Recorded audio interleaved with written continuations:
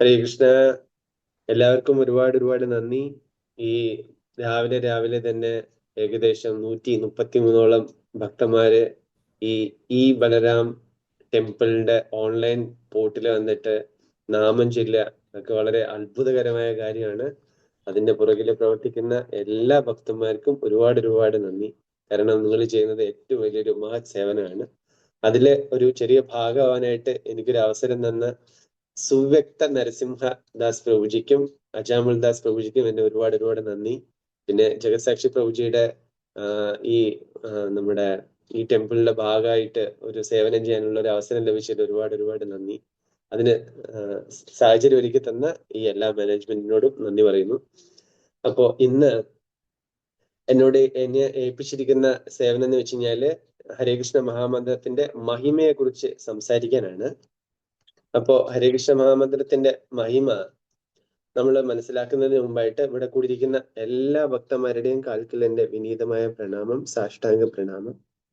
നമ്മളെല്ലാവരും ഈ ഹരേകൃഷ്ണ മഹാമന്ത്രം ജപിക്കുന്നതിന് മുമ്പായിട്ട് നമ്മൾ മനസ്സിലാക്കേണ്ടത് എന്താന്ന് വെച്ച് കഴിഞ്ഞാല് നമ്മൾ എന്തിനു വേണ്ടിയാണ് ഹരേകൃഷ്ണ മഹാമന്ത്രം ജപിക്കേണ്ടതെന്ന്. മഹാമന്ത്രത്തിന്റെ മഹിമയുടെ പ്രധാന ഭാഗങ്ങൾ ഓൾറെഡി കഴിഞ്ഞ ദിവസം ഹിസ് ഗ്രേസ് ദയാനിധി ശ്യാമസുന്ദരദാസ് പ്രഭുജി വളരെ ഭംഗിയായിട്ട് വിശദീകരിച്ചിരുന്നു. അദ്ദേഹം എന്റെ ശിക്ഷാഗുരുവാണ്. അതുപോലെ തന്നെ ആദിചന്ദ്ര പ്രഭുജി എന്റെ ശിക്ഷാഗുരുവാണ്. ജഗസാക്ഷി പ്രഭുജി എന്റെ ശിക്ഷാഗുരുവാണ്. ഇവരിൽ നിന്നൊക്കെ കേട്ട് പഠിച്ചിട്ടുള്ളതാണ് ഞാനിന്ന് നിങ്ങളോട് പറയാൻ പോകുന്നത്. അപ്പോ നമ്മള് എല്ലാവരും ഈ ജീവിതത്തില് ആഗ്രഹിക്കുന്നത് വെച്ച് കഴിഞ്ഞാല് സന്തോഷവും സമാധാനവും ആനന്ദമായിട്ട് ഇരിക്കാൻ വേണ്ടിയിട്ടാണ്. കറക്റ്റ് അല്ലേ? എല്ലാവരും അങ്ങനെ ആയിരിക്കും. നമ്മുടെ ജീവിതത്തില് സന്തോഷമായിരിക്കാനായിട്ട് നമ്മൾ പല രീതികൾ അന്വേഷിക്കും. ഇപ്പോ പൈസ സമ്പാദിച്ച് നമ്മൾ അന്വേഷിക്കും, അതുപോലെ പ്രശസ്തി സമ്പാദിച്ച് അന്വേഷിക്കും, അതുപോലെ നമ്മൾ കല്യാണം കഴിച്ച് കുടുംബമൊക്കെ ആയി കുട്ടികളൊക്കെ ആയിട്ടിരുന്ന് അങ്ങനെ നമ്മള് സന്തോഷമായിട്ടിരിക്കാനായിട്ട് അന്വേഷിക്കും. നല്ല ജോലി കണ്ടുപിടിച്ചിട്ട് അതിലൂടെ സന്തോഷമായിട്ടിരിക്കാനായിട്ട് നമ്മൾ പരിശ്രമിക്കും. അല്ലെങ്കിൽ വീട്ടില് ഒരുപാട് തരം ഫെസിലിറ്റീസ് അല്ലെങ്കിൽ സൗകര്യങ്ങളൊക്കെ ഒരുക്കി വെച്ചിട്ട് നമ്മൾ സന്തോഷമായിട്ടിരിക്കാൻ പരിശ്രമിക്കും. പക്ഷെ ഒരു പ്രധാനപ്പെട്ട കാര്യമുണ്ട്, നമ്മളിതെല്ലാം ചെയ്താലും നമ്മൾ ഹാപ്പി ആയിരിക്കാൻ പറ്റില്ല. കാരണം എന്താ വെച്ചാല് ഈ ലോകത്തിന്റെ പ്രത്യേകത അങ്ങനെയാണ്. ദുഃഖാലയം അശാശ്വതം. ഈ ലോകത്തിന് ഇങ്ങനെ ഒരു നേച്ചറേ ഉണ്ട്. നമ്മൾ ഏതൊരു ഈ ഭൗതികമായ സംഭവങ്ങളുമായി ബന്ധപ്പെട്ട് നമ്മൾ കണക്ട് ആയിട്ട് അതിലൂടെ നമ്മൾ ശാശ്വതമായിട്ടുള്ള ആനന്ദം. ഇപ്പൊ നമ്മള് ഈ നാട്ടിലൊക്കെ ഞാനൊരു ഇത് കേട്ടിരുന്നു, ഒരു ന്യൂസ് കേട്ടിരുന്നു. അതായത് ഒരു ഷൂ കടയാന്ന് തോന്നുന്നു, ഡീറ്റെയിലിൽ ഞാൻ പോയില്ല, സെർച്ച് ചെയ്തില്ല.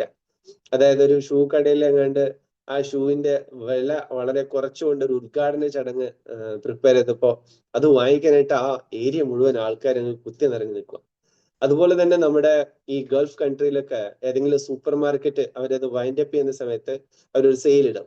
ആ സമയത്ത് ആളുകൾ ഇങ്ങനെ ഇടിച്ചു കുത്തി കയറുക. അപ്പൊ നമുക്ക് ഈ ലോകത്തില് എന്തെന്നെ സാധനങ്ങൾ ഉണ്ടെങ്കിലും ശരി, നമ്മൾക്ക് ഈ ഒരു പൂർണ്ണമായ നമ്മൾ അന്വേഷിക്കുന്ന ആനന്ദം അല്ലെങ്കിൽ ഒരു സന്തോഷം നമുക്ക് എന്ത് കിട്ടില്ല, ഈ ഭൗതികമായ ഒരു സാധനത്തിൽ നിന്നും നമുക്ക് ലഭിക്കില്ല. അതിന്റെ കാരണം എന്താണെന്ന് വെച്ച് കഴിഞ്ഞാല് ഭഗവാൻ ഭഗവത്ഗീതയിൽ പറയുന്നുണ്ട്, മമൈവാംശോ ജീവലോകെ ജീവഭൂത സനാതന. എല്ലാ ജീവജാലങ്ങളും എന്റെ അംശമാണ്. ആയതിനാല് ഇപ്പൊ ഒരു ജലത്തിലിരിക്കുന്ന ഒരു മത്സ്യം അത് അതിൽ നിന്ന് പുറത്തു വന്നു കഴിഞ്ഞു കഴിഞ്ഞാൽ അതിന് എത്രത്തോളം ബുദ്ധിമുട്ടുണ്ടാവോ അതുപോലെയാണ് എല്ലാ ജീവാത്മാക്കളും. നമ്മളെല്ലാരും ഈ ലോകത്തില് ആ ജലത്തുനിന്ന് പുറത്തു വന്നിരിക്കുന്ന ഒരു മത്സ്യത്തിനെ പോലെയാണ്. ഇവിടെ നമുക്ക് എത്ര തന്നെ സുഖ സൗകര്യങ്ങൾ കിട്ടിയാലും ശരി, എത്ര തന്നെ നമ്മള് ഇപ്പൊ ഒരു മത്സ്യത്തിനെ നമ്മളൊരു സീറ്റിൽ കൊണ്ടിരുത്തിയിട്ട് നമ്മള് നല്ല ബിരിയാണിയും അല്ലെങ്കിൽ നല്ല ദോശയും ചമ്മന്തിയും ഒക്കെ കൊടുത്തു കഴിഞ്ഞാൽ ഒരിക്കലും അത് സന്തോഷമാവില്ല. അത് തിരിച്ച് അത് അവിടെ എത്തുന്നവരേക്കും അത് ഒരിക്കലും ഹാപ്പി ആയിരിക്കില്ല.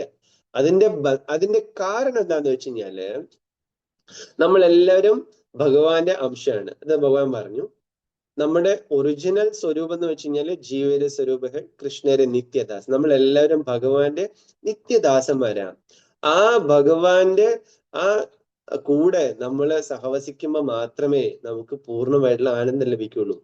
അങ്ങനെ ഉള്ള ആനന്ദം നമുക്ക് തിരിച്ച് പിടിക്കാനുള്ള അല്ലെങ്കിൽ അതിൽ റീകണക്ട് ആവാനുള്ള ഒരു പ്രോസസ്സിന്റെ പേരാണ് ഹരേ കൃഷ്ണ മഹാമന്ത്ര ജപം. നമ്മൾ ഹരേ കൃഷ്ണ മഹാമന്ത്ര ജപം ചെല്ലുന്നതിലൂടെ നമ്മൾ ഭഗവാനുമായിട്ട് നമ്മളൊരു ശാശ്വതമായിട്ടുള്ള ബന്ധം പുനഃസ്ഥാപിക്കാനുള്ള പ്രക്രിയയാണ് ചെയ്യുന്നത്. അതായത് നമ്മുടെ മഹാരാജ് ഇവിടെ വന്ന സമയത്ത് പറഞ്ഞിട്ടുണ്ടായിരുന്നു, അതായത് നമ്മൾ ഹരേ കൃഷ്ണ മഹാമന്ത്രം ജപിക്കുക എന്ന് വെച്ച് കഴിഞ്ഞാല് നമ്മള് ഭഗവാൻ ശ്രീകൃഷ്ണനും ശ്രീമതി രാധാറാണിയുമായിട്ടുള്ള ഒരു പേഴ്സണൽ ടൈമാണ്. അതായത് ഒരു വ്യക്തിപരമായ നമുക്കൊരു സമയമാണിത്. അപ്പൊ നമ്മള് ഓരോ മഹാമന്ത്രം പറയുമ്പോഴും അവരത് കേൾക്കും, അവരത് റെസ്പോണ്ട് ചെയ്യും.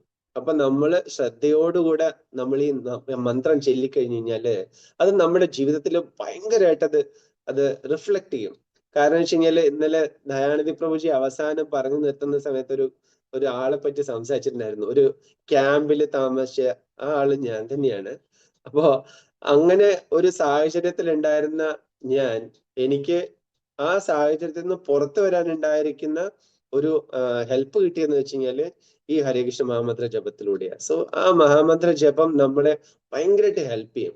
കാരണം വെച്ച് കഴിഞ്ഞാല് ഈ മന്ത്രത്തില് 3 വാക്കുകളാണ്, ഹരേ കൃഷ്ണ രാമ.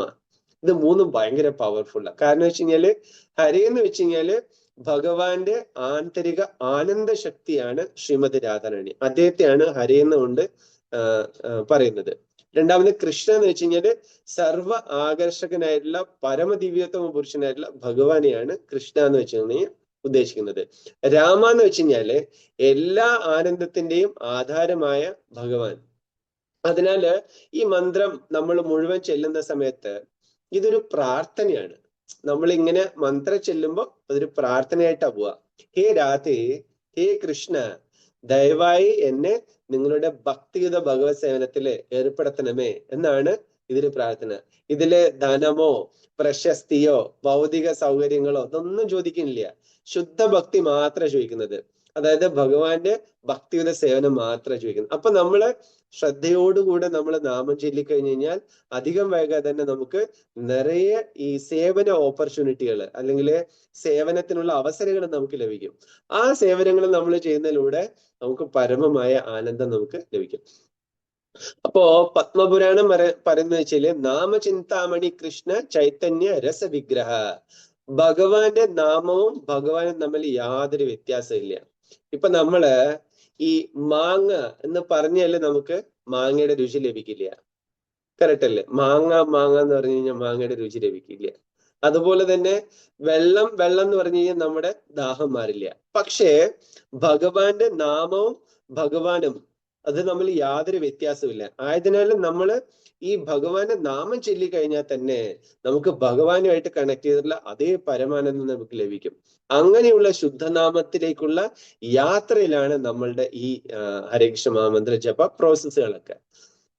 ഇപ്പൊ നമ്മള് ഹരേകൃഷ്ണ മഹാമന്ത്രത്തിന്റെ നമ്മളെ ഫലങ്ങൾ നോക്കുകയെന്നുണ്ടെങ്കില് നമ്മള് ഭഗവാന്റെ നാമം ശ്രദ്ധയോടുകൂടെ ശുദ്ധിയോടുകൂടെ നമ്മൾ ജപിച്ച് തുടങ്ങി കഴിഞ്ഞാല് നമ്മുടെ ചൈതന്യ മഹാപ്രഭു ശിക്ഷാഷ്ടകത്തില് പറയുന്നുണ്ട്, ചേതോ തർപ്പണമാർജനം ഭവമഹാ ധാവാഗ്നി നിർവാപണം.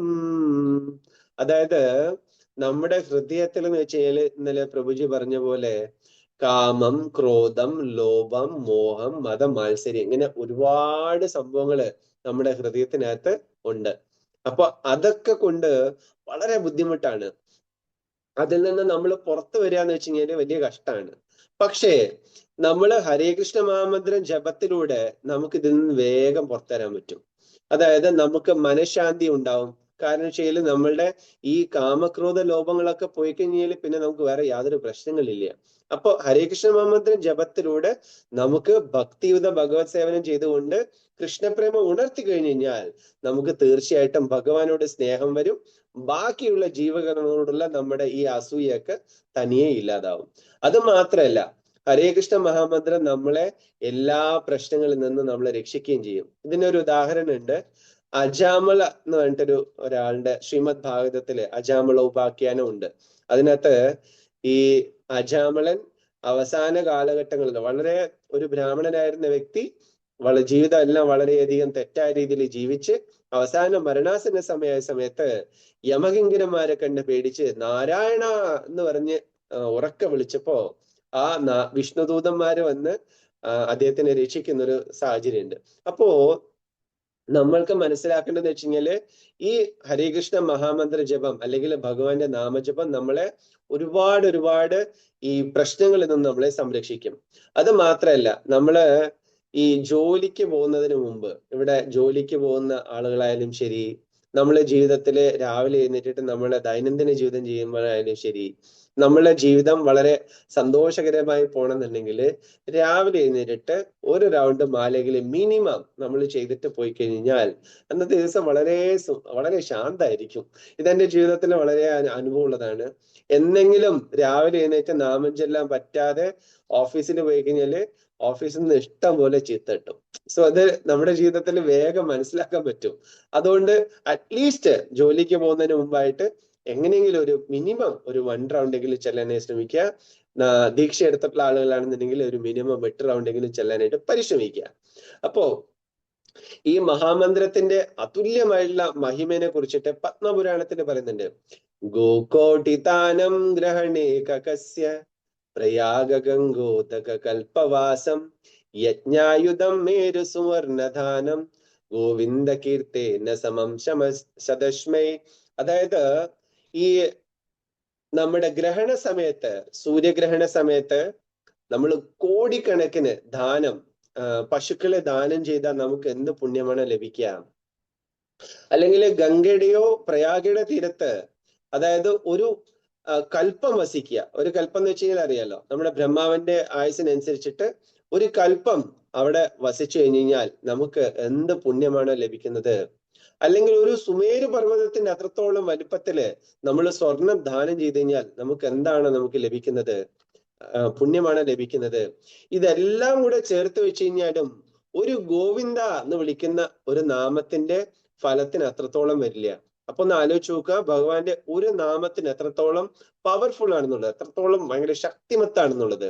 അപ്പോ ഇവിടെ നമ്മുടെ ഹരേകൃഷ്ണ മഹാമന്ത്രത്തിൽ 3 നാമങ്ങളുണ്ട്. അതില് അപ്പോ ഈ വിഷ്ണു സഹസ്രനാമത്തില് ശിവൻ പാർവതിയോട് പറയുന്നുണ്ട്, ശ്രീരാമ രാമ രാമേതി രമേ രാമേ മനോരമേ സഹസ്രനാമ തത്തുല്യം രാമനാമ വരാനനെ. അതായത് ഒരു രാമനാമം എന്ന് വെച്ച് കഴിഞ്ഞാല് വിഷ്ണു സഹസ്രനാമത്തിലുള്ള 1000 നാമങ്ങൾക്ക് തുല്യാണ്. അപ്പൊ ഒന്ന് ആലോചിച്ച് നോക്കുക, ഒരു രാമനാമം 1000 വിഷ്ണു നാമങ്ങൾക്ക് തുല്യമാണ്.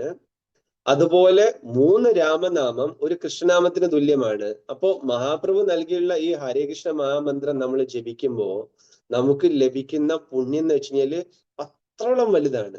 ആയതിനാൽ നമ്മുടെ ജീവിതത്തില് നമ്മൾ തീർച്ചയായിട്ടും നമ്മൾ ഇങ്ങനെ പരിശ്രമിക്കണം, അതിനു വേണ്ടിയിട്ട് പ്രയത്നിക്കുക. ശിക്ഷാ ഗുരുക്കന്മാരുടെ അനുഗ്രഹത്താൽ അവരുടെ അടുത്തുനിന്ന് ഉപദേശങ്ങൾ തേടിക്കൊണ്ട് നമ്മൾ പതുക്കെ നമ്മുടെ ജീവിതത്തില് ഹരേകൃഷ്ണ മഹാമന്ത്ര ജപം ഒരു ശീലമാക്കുക. അപ്പൊ നമ്മൾ ഇന്ന് ചർച്ച ചെയ്ത മെയിൻ വിഷയങ്ങൾ എന്ന് വെച്ച് കഴിഞ്ഞാല് നമ്മള് ഭഗവാൻ ശ്രീകൃഷ്ണന്റെ നിത്യാംശങ്ങളാണ്. യഥാർത്ഥമായിട്ടുള്ള സന്തോഷം അല്ലെങ്കിൽ ആനന്ദം നമുക്ക് ലഭിക്കുന്നത് ഭഗവാനുമായിട്ടുള്ള ബന്ധം സ്ഥാപിക്കുന്നതിലൂടെയാണ്. അതിനുള്ള വഴിയാണ് ഹരേകൃഷ്ണ മഹാമന്ത്ര ജപം.